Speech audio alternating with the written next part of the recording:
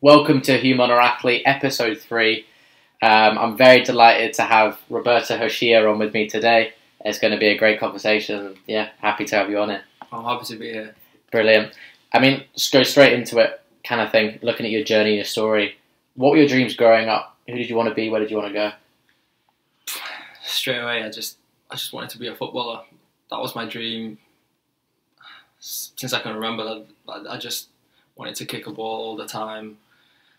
Just for the love of it, I wanted to be the best of everyone, of all my friends. Literally, I actually wanted to be the best footballer that's ever lived on this planet. I'm going to be honest. And that's carried on for a very long period of time. Mm-hmm. I don't want to think about it now and say, oh, it's been so unrealistic thinking about that. But because sometimes it did cross my mind that, wait one sec, do I really have the potential to be the best footballer that's ever lived in the world? But that's been my passion. I never thought about anything twice since I first started kicking a football. Mm-hmm. Around my friends. No other pathway crossed my mind. Yeah.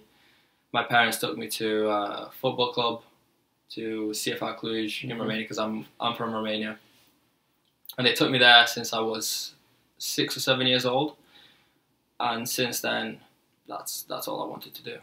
Man. Literally, it's mad that like you have that conviction, and like I can relate to that so much. Is that like you're that kid that people know you as? It's like it's just always you've known what you're always going to do, and you're always going to give everything you could to get there 100%. and to be there. And it's just like to have that as kids. It's a mad conviction. It's a mad dream in a way. I've always had this unbelievably stubborn kind of. Is it an attribute? I don't even know what you call it. I know just stubbornness. I know you're absolute stubbornness, where no matter what anyone would say, it would just make me want to do it even more. Mm-hmm. No, there was no plan Bs, nothing like that. Mm-hmm. I would make sure whenever I'd go out with my friends to play football, I would make sure I was the best there. I would always do a bit more than them, even if it was just a kickabout, even if it was just when we were just playing Wembley or whatever game. I'd make sure I'd get the last win, even if I'd lose all day, they'd beat me all day. I'd make sure I'd get the last win, or just little things like that. I was absolutely obsessed. I was obsessed with football, but at the same time, I feel like, well, looking back at it now, it was I was playing better when at the wrong times, if that makes sense. Mm-hmm. Like every time we were just having a kickabout, I was unbelievable. I was so good.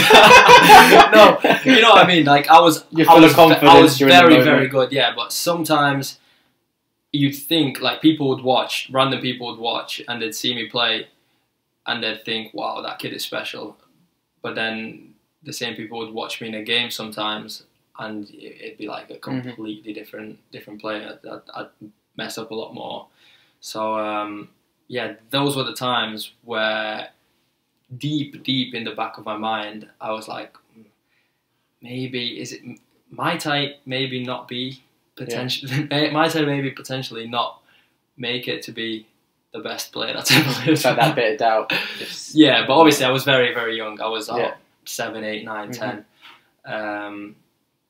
But yeah, that's how it was back then. And so you obviously at good top club in Romania, and then when I kind of met you a couple of years ago, you're at County. You were still at County, yeah. So you were still playing very high standard football, and then kind of talk to me of kind of how your story developed once you were at County. I don't know, when did you sign for County? Well, what happened to get to County was, obviously, like I said, it was that serious. Football was that serious for me that me and my parents actually left home and we moved to Manchester for football. That's the only reason we moved here, which brought massive issues from different points of view. Like we were alone, my parents were alone. We didn't really settle in. I hated school. I didn't know a word of English at all. Obviously, kids are mean at the start. But we moved for football. My parents moved for my football. So I really, really believed that that was all that mattered to me. So we were moving around, trials, football clubs, everything, but I absolutely hated it. The first year, I hated it. Mm-hmm. I ended up moving from the first school that I went to a different school, which ended up being even worse than the first one. But my football was going well. I was getting scouted by clubs. I was being seen, and then I had a very bad groin injury, mm-hmm. which sent me back to Romania, basically. Because I was like, I can't play football. I was out for 6 months. Mm-hmm. I can't play football. I'm absolutely hating life, doing anything else. So I'm going to go and do my recovery back in Romania. Mm-hmm. I went back there, and I got my old life back. My old, I was the man again back there with all my friends. I brought back that British vibe, and I signed for my previous club again for CFR Cluj. Everything was going well. I was playing very, very well that second time. I met some new coaches there. Everything was going very, very good. But then we started missing my dad because my dad remained in England to work. Mm-hmm. So he said, you know what? I got a lot of confidence in that year. So I said, let's move back. Let's bring that confidence that I got now. I moved back to England. So we did that. And that's when I moved to the third school in England. Mm-hmm. And then football wasn't that good. I struggled to find a team there because I didn't come straight to another team, basically. So I was playing a bit of Sunday League, just playing here and there. And then I signed I went to the Counties Academy. Yeah. We did the college course and stuff. That's when I met all my closest friends now. Mm-hmm. Well, my closest friend now.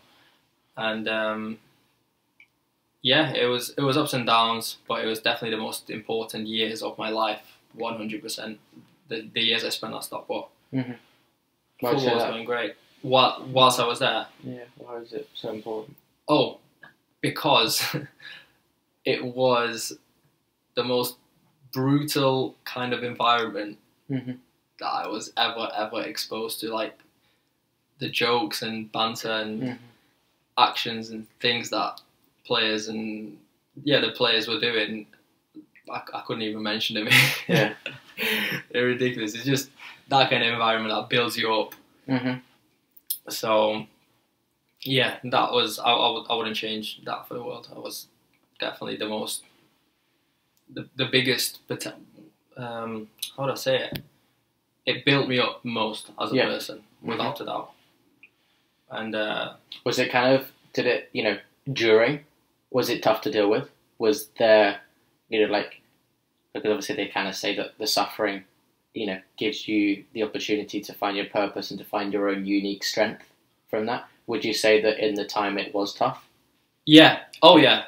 It was definitely very, very tough, especially in the first year, because I wasn't used to that kind of environment, because you had players coming from different pro clubs, like from Birmingham and Burnley and all over City, players that were at United. They were all there. They were all used to all this high level of football, like very high level of football. So they had all this banter about them, and then it just built this confidence in me. So that by the second year and the third year, I was just getting more confident. I was developing as a player. I was loving it, but injuries always played a part, like a bad part. They always slowed my progress down. And then as players were dropping out, because we were getting to this second year, then the third year, which is when Stockport County was getting better and better as a club as well. That's by the third year, most of the players were gone. By the fourth year, the third year was amazing. The third year was the best year. I'd say so. I'd say the third year was the best year, but I had this ongoing problem with my knee, tendonitis, which was one of the worst things that's happened to my knee. And yeah, I was trying to play through it a lot, and to a point I managed to, but I could never really get rid of it. It was affecting me mentally. It was affecting me physically. It was affecting me as a player. And we were getting sent out on loan because there was huge pressure on the first team to promote and to do very well.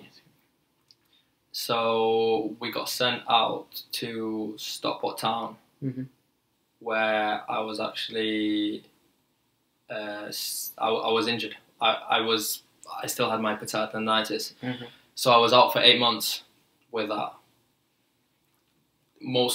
One of the worst times of my life. Literally, it's so annoying because you can do so much, yet you can do so little at the same time. You think you can do it all because it doesn't hurt that bad in your spare time. It's just it's such an annoying injury. But then you get on the pitch and you can't do anything. You're half the player you would be without it. So I spent 8 months out with patella tendinitis, and that was the third time I actually rehabbed it. Like throughout since the second year, it's been on and off. But that was the longest I did it. I had injections in it. I did everything, every type of treatment. I was reading books about it. I was obsessed of recovering from this injury. It was ruining my life, literally. And I finally got to a point where I was like, it's time. I think it's time. I think I can come back now. I think I can play. So I remember I came, I did a bit of training, and then it was first game. I did pre-season. I completed pre-season, tough pre-season. And I came back for a game. It was my first game. I came on, and in the first minute of me being on the pitch, I ruptured my ACL, which was the most devastating thing one of the most traumatizing things that's happened to me. I knew that's the point where I knew that's. I don't know what's going to happen here. I started crying. I started crying straight away because I knew, when you hit the snap and you hit a little pop in your knee, and it's actually I was shocked. I was absolutely shocked.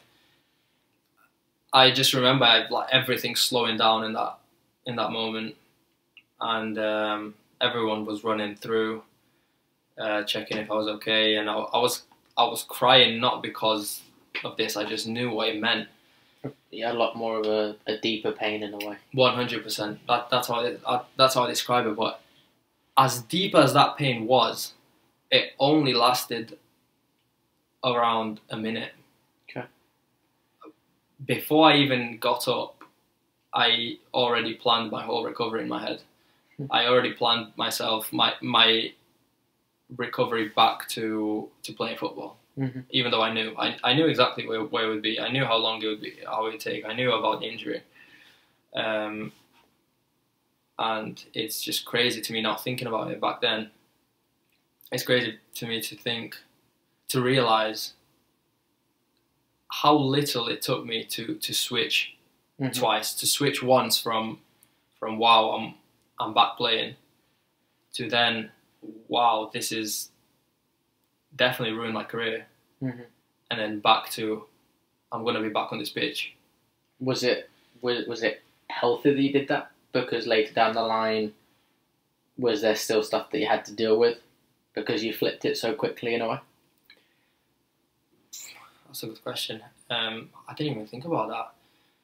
I think I didn't have much choice because that's all I was doing. Football was my everything. It's not like I could have been like, oh no, I'm gonna focus on this now. I didn't have anything else. So my only thing to turn to was what I was most used to, which wasn't actually football. It was recovery, rehab. I was more used to rehab than playing football. That's all I did. That has become my life to that point. I just did 8 months of it straight. So for me, it was actually just continuing to do that, which now thinking about it, it's just,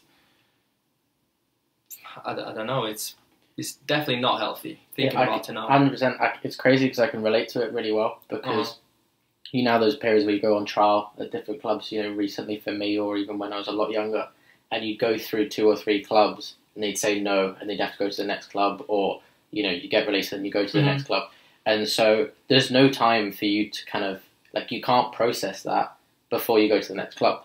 It becomes a routine, doesn't it? You have to trialing just pick becomes yourself, a routine. exactly, or even you could say even every week in, week out in a football season, if you have a bad game, I mean, I guess you get a week, but there's no time to like you know process it in a way because you're in Monday morning. You have to be at the highest level. You have to be playing well. You have to put on a smile on your face and take the banter, take whatever, and there's no one really to go like you know that week. I feel like there's not enough support in that to then go okay, oh, he's been released or he's not got his trial or he's had his injury. How is he dealing with it? Or a bad game? How is he dealing with it a week or 2 later? Has he just forgotten about it like it's never happened? Is that the right thing? Or has he actually accepted it, that this is what's happened, and then moved on? Because for you know, I could say in that point, is it healthy or not? Because did you ever truly accept that I've got this knee injury because you're so focused and you're, like you said, obsessed with getting back and playing football and that recovery process? But it's like, did you ever accept that you had that injury? It's crazy when you think about it now, because you just mentioned that you'd be in a changing room full of your teammates, and every single player there would have their mind on something specific to them themselves, which could mean the world to them. And to me, rehab. I just wanted to be back to 100%. So for that whole year, because just before taking a break to rehab my left knee, which was my patellar tendonitis. So it's a different knee. Yeah. Okay. Crazy. So literally just before that, that's when I had my best run, if that makes sense. That's when I was playing at my best. So I was very, very eager to get straight back to that. That's when I felt I had the best chance of finally starting my career. Finally, because I was impressing the first team manager at County, and I was playing his way. I was loving his coaching. I was loving life there. I really liked it. So I just couldn't wait to get back. That's why I feel like if I would have got injured when I was not playing well, it would have been a different story. When did that fear of not becoming a footballer, not actualizing your dream, first kind of set in? So what happened was, I was actually approached by a modelling agency while I was playing football. And because of football, I didn't give it a chance. As I said, I'm obviously I want to focus on my football. Invested, yeah. Exactly. And I was just playing, whatever. Then the injury happens, my ACL. I ruptured my ACL, and recovering every single day, going, just working, putting in literally 8 hours a day, just focused on recovery. I was doing more. I was doing too much. Thinking about it now, I was 100% doing too much, and it just came to a point where I saw Stockport County kind of letting me go slowly, because they're doing very, very well now, and they were doing better then than they previously were the year before. So they were getting like good treatment, good physios, good strength and conditioning coaches, exactly. But they still couldn't focus. The people that they were bringing in, their main focus was basically the starting 11, pretty much. So as a youngster coming up that just did his ACL, I could tell that they were doing everything out of pity, mostly. I could sense that. So I just went through the recovery, but as my recovery was coming close to me starting to kick a football again and doing a bit of running and doing the following pre-season and stuff, I felt a bit like left out. Mm-hmm. Well, I remember we were doing a lot of pre-season training together. Yeah, well, even before that, yeah, that's when I actually managed. That's when I could even kick a ball. Mm-hmm. But before that, all I could do was stretches. So I used to go. I didn't have to, but I used to go to every single first team session and just do stuff on the side mm-hmm. with a physio, with a strength and conditioning coach, just by myself. Absolutely freezing, but there's not much I could have done because of literally there's a progress. There's a certain routine that you have to follow for ACL recovery. Mm-hmm. You can't speed it up. So I was doing that, and I was just feeling left out, like not involved. I was falling out of love with the game by not being involved in it. And then that's when my head was starting to wander a bit and think, what else can I do? Then I started. That's when I met you. When I started doing ball work again, field work, and we did pre-season. We did it. That was a tough graft, wasn't it? We did a lot of sessions. We put in a lot of work, and then I joined Glossop. Mm-hmm. Yeah, that's what I joined Glossop, and semi-professional football for semi-professional, semi-professional football, and you know how tough that environment is, don't you? Yeah, I obviously understand that. Yeah, especially coming in as someone trying to recover from an injury, it's a very tough, very, very physical environment. So I was doing well there, as in the training session. I thought I was doing great, but in games I wasn't as ready for the games. I obviously was having to come on all the time as a sub. I was absolutely hating it. I just wasn't in love with it anymore. And at that point, I was like, I'm going to join. Let's give modelling a go on the side, because I'm not really semi-pro training is like twice a week as well. I've got some spare time. Let's give this a go. And modelling just blew up. Yeah. Literally took off from the get-go. It took off. But at that point, I was still stubborn on football. So I carried on playing football for as long as I could until I was giving up big jobs just to sit on the bench. And it was absolutely freezing outside. It was absolutely freezing, and I was giving up very, very, like, a lot of money just to be sat on the bench and come on the last 2 minutes and play terrible because I'm not in the game. You know what I mean? You know how it is to come on as a sub. Yeah, I mean, you could especially after injury. You could even say, like, from just making connections right now, it's kind of mad that I remember how much at that time you hated being on the bench. Like, I remember it used to drive you absolutely crazy. And it's like, you could probably look at connecting that. The moment is that when you had that injury, you came off the bench.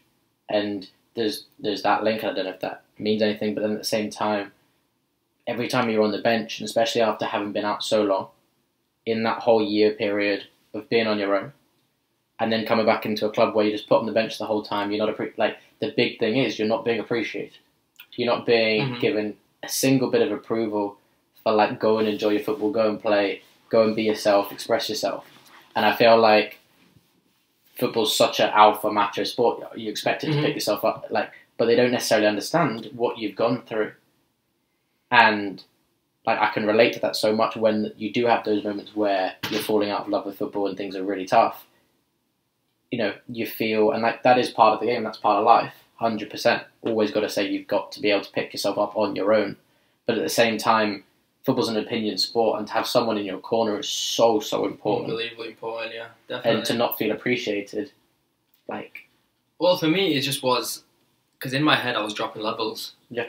I was like, I'm coming from here, I'm dropping here, and now I'm here, and I'm not even starting here. I'm on the bench, sometimes I'm not even coming on.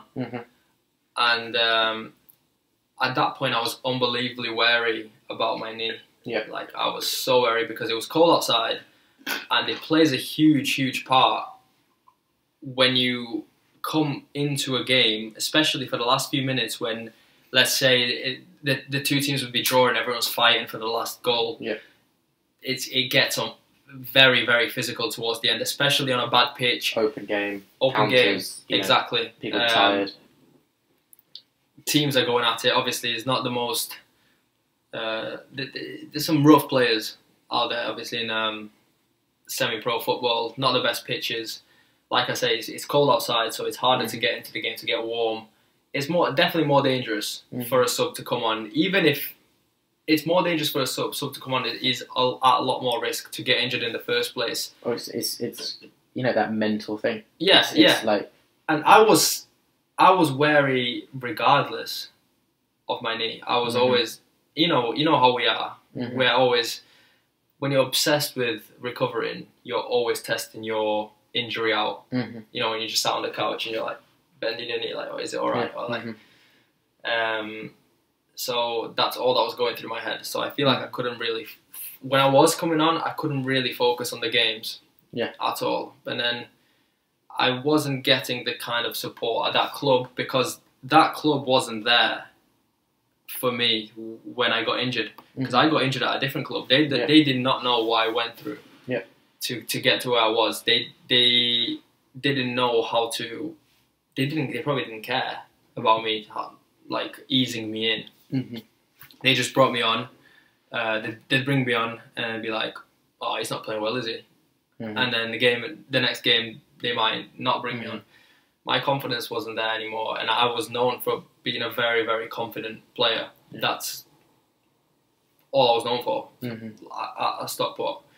I was always the big mouth in the change rooms, especially towards the third year after that. But I wasn't that anymore at Glossop. I lost that kind of puzzle of my personality, which these little things, they all played a part in me falling out of love with the game, for sure.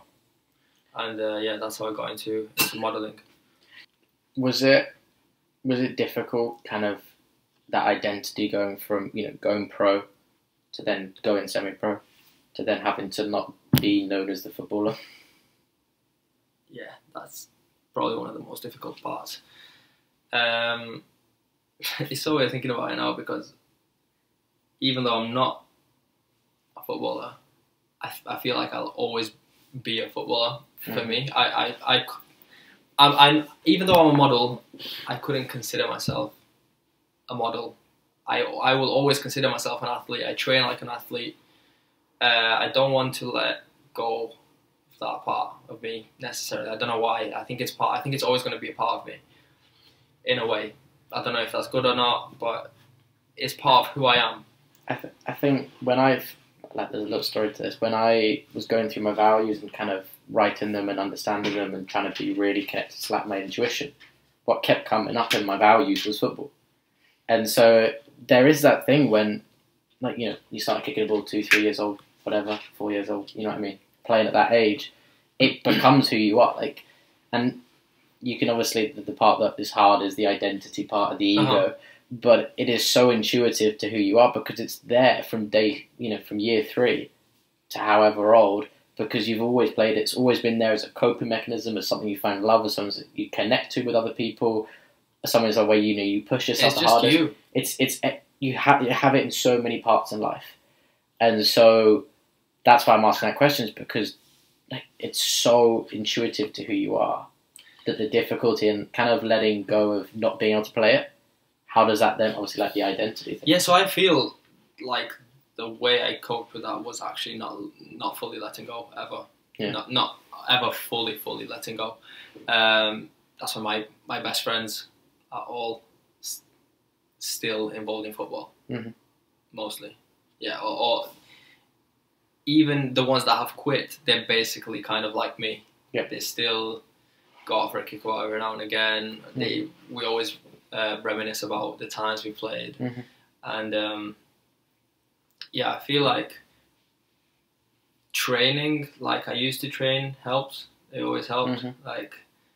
Doing hits that we used to do, it brings back memories. as painful as the hits are, I remember. Yeah, exactly. They help me just continue being who I remember me as being. Mm-hmm. I don't want to change that.